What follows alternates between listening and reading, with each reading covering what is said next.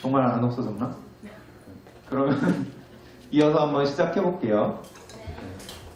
자, 아까 강아지 고양이도 코로나19에 감염될 수 있을 것 같다라고 했던 친구들 한번 다시 손 들어볼까요? 오, 아닐 것 같다. 아까 있었는데? 없었나? 한 명 있었는데? 그 친구가 없어진 거 아니에요 지금? 아닌가? 자, 한번 보도록 하겠습니다. 저희 병원에 있던 고양이에요. 자, 코로나 바이러스는 사실 아주 다양한 바이러스를 통칭해서 이르는 말입니다. 코로나 바이러스에는 알파 코로나 바이러스, 베타 코로나 바이러스, 감마 코로나 바이러스, 델타 코로나 바이러스 이 네 가지 그룹이 있는데 이름에서 알겠지만 그냥 대충 비슷한 애들끼리 모아가지고 알파, 베타, 감마, 델타라고 붙여놓은 거예요. 그 중에서 현재 코로나19 감염을 일으키는 바이러스는 베타 코로나 바이러스에 속해 있습니다. 그리고 이 베타 코로나 바이러스는 아까 말씀드린 것처럼 2002년에 유행했던 사스 바이러스와 아주 유사한 염기 서열을 가지고 있죠. 사실 제가 지금 진료를 하고 있는 동물병원에도 종종 코로나 바이러스에 걸려서 오는 강아지들과 고양이들이 있습니다. 그런데 문제는 걔네들이 걸리는 코로나 바이러스는 지금 코로나19나 사스 바이러스를 일으키는 베타 코로나 바이러스가 아니라 알파 코로나 바이러스에 속한 애들이 감염을 일으켜요. 그리고 걔네들은 호흡기 증상을 일으키는 게 아니라 소화기 증상을 일으킵니다. 그래서 보통 코로나 바이러스에 걸린 애들은 설사를 해가지고 저희 병원에 오게 되죠. 그럼 그 설사를 해서 병원에 온 강아지나 고양이들, 보통은 면역력이 약한 아주 어린 강아지나 고양이들이 주로 걸립니다. 그럼 걔네들 변을 제가 아까 김태현 친구가 했던 것처럼 코에다 면봉을 넣는 게 아니라 이번엔 어디에 면봉을 넣을까요? 네, 똥에다 넣을까요? 똥을 안 쌌으면은 그렇죠. 항문에다가 제가 면봉을 이렇게 넣어요. 그러면 강아지가 아주 싫어하겠죠. 하지만 저희는 넣어야 됩니다. 넣고 그렇게 채취한 분변 샘플을 아까 보여드렸던 것처럼 키트에다가 넣게 되면은 불과 한 10분 만에 코로나 바이러스가 검출되는지 안 검출되는지 결과가 나오게 됩니다. 두 줄이 나오면 코로나 바이러스에 감염이 된 거고 한 줄이 나오면 감염이 안 된 거죠. 그러면 코로나 바이러스 감염된 애들은 사실 대부분의 바이러스 감염과 마찬가지로 저희가 특별히 항바이러스제를 줘서 치료하는 게 아니라 얘가 스스로 자신의 면역력이 바이러스 감염으로부터 회복을 할 때까지 설사가 심하면은 수액을 맞춰주고 왜냐하면 설사를 하면 우리 몸에 수분이 계속 빠져나가니까요. 수액을 맞춰주고 그 다음에 수분을 충분히 공급해주고 밥을 잘 먹도록 해주고 토를 하면은 구토를 억제해주는 약을 주게 되고 설사가 너무 심하면은 지사제를 주게 되고 그런 과정들을 통해 가지고 얘 면역력이 스스로 바이러스 감염을 이겨낼 때까지 시간을 벌어주게 됩니다. 자, 그렇다면은 보통 동물병원에서 저희가 치료하는 코로나 바이러스는 코로나19랑은 다른 애들이다 라고 제가 말씀을 드렸는데 그러면 얼마 전에 뉴스에 나왔던 홍콩에서 코로나19의 환자의 강아지, 고양이에서 검출됐던 코로나 바이러스는 그러면 다른 코로나 바이러스냐? 아닙니다. 코로나19 그 바이러스가 검출이 됐던 거예요. 근데 여기서 중요한 거는 바이러스가 검출된 것과 그것이 감염을 일으킨 것은 우리가 구분을 해야 된다는 건데요. 그 강아지, 그 고양이의 샘플에서 채취된 그 샘플을 어떤 검사를 통해서 바이러스가 있다고 밝혀냈을까요? 제가 설명드렸던 방법 중에 첫 번째 방법인 PCR 검사를 통해서 했습니다. 근데 그 PCR 검사가 보통 하게 되면은 얼마나 그 바이러스의 DNA, RNA를 증폭시킨다고 그랬죠? 수십억 배까지도 증폭시킬 수가 있어요.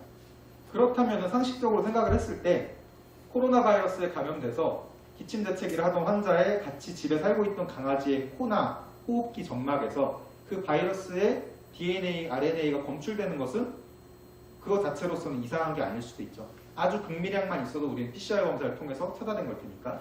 그런데 문제는 그 강아지나 고양이가 실제로 어떤 감염의 증거, 임상 증상을 나타냈고 걔네가 다른 동물들, 다른 사람들을 감염시킨 적이 있는가?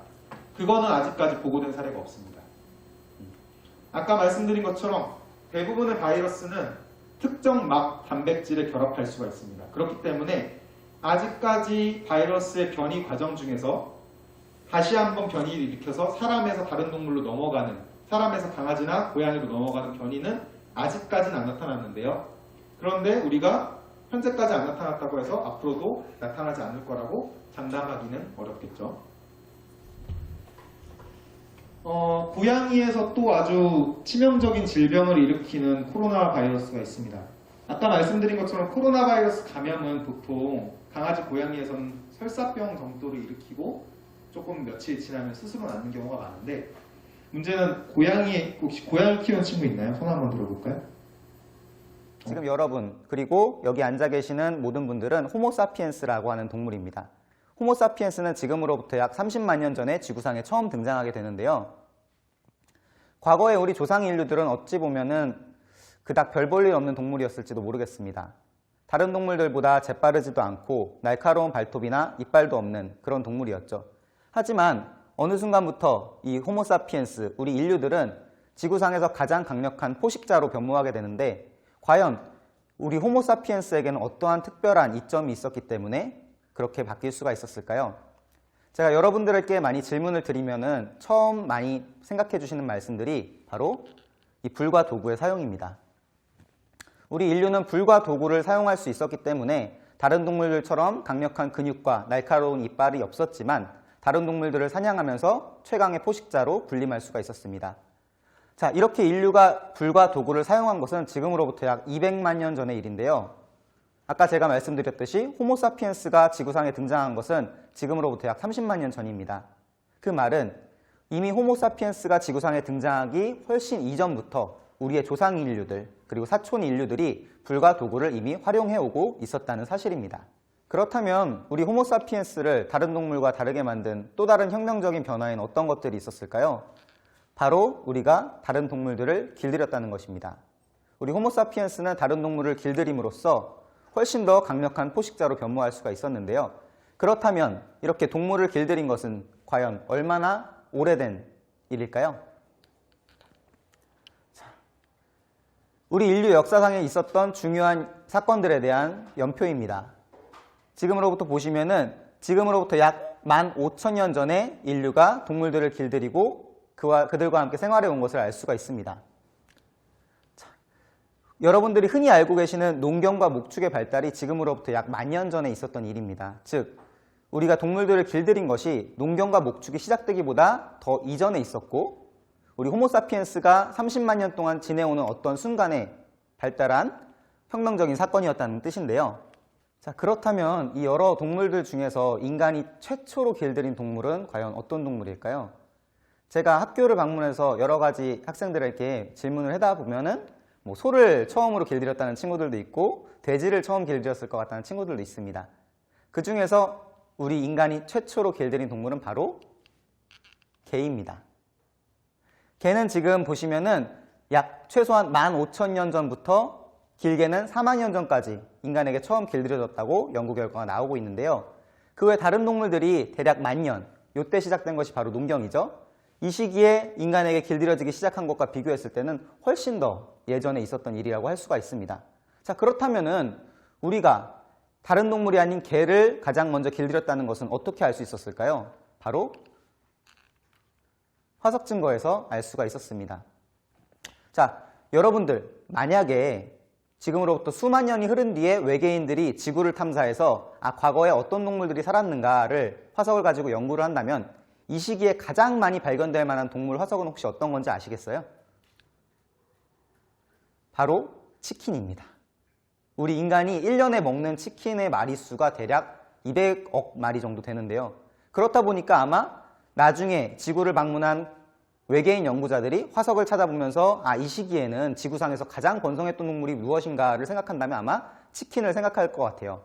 자, 역으로 우리가 과거의 인류들이 어떻게 생활했는지 알기 위해서는 마찬가지로 이 화석 증거들을 보게 되는데요.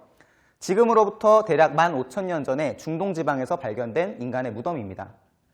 인간의 유골 옆에 다른 동물의 뼈가 같이 발견이 되는데 바로 개의 화석입니다. 이렇게 최소한 15,000년 전부터 개라는 동물은 인간에게 아주 특별한 의미를 가진 동물이었다는 것을 알 수가 있습니다.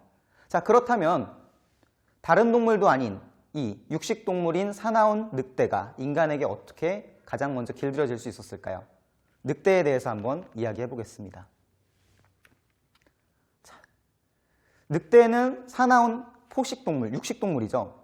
그래서 아마 친구들이 처음 길들인 동물이 어떤 동물일까 제가 질문을 했을 때 돼지라든지 소라든지 대부분 이런 온순한 동물들을 먼저 떠올린 것도 아마 무리는 아닐 것 같아요. 그렇다면 이 늑대, 사나운 늑대는 어떻게 지금의 귀여운 개로 진화할 수 있었는지 한번 살펴보겠습니다. 먼저 제 여행 이야기를 한번 들려드리려고 하는데요. 여기는 세계의 지붕 히말라야 산맥입니다. 제가 네팔을 방문했을 때 있었던 일인데요. 저희가 산길을 따라서 이렇게 등산을 시작을 했습니다. 그래서 일주일 동안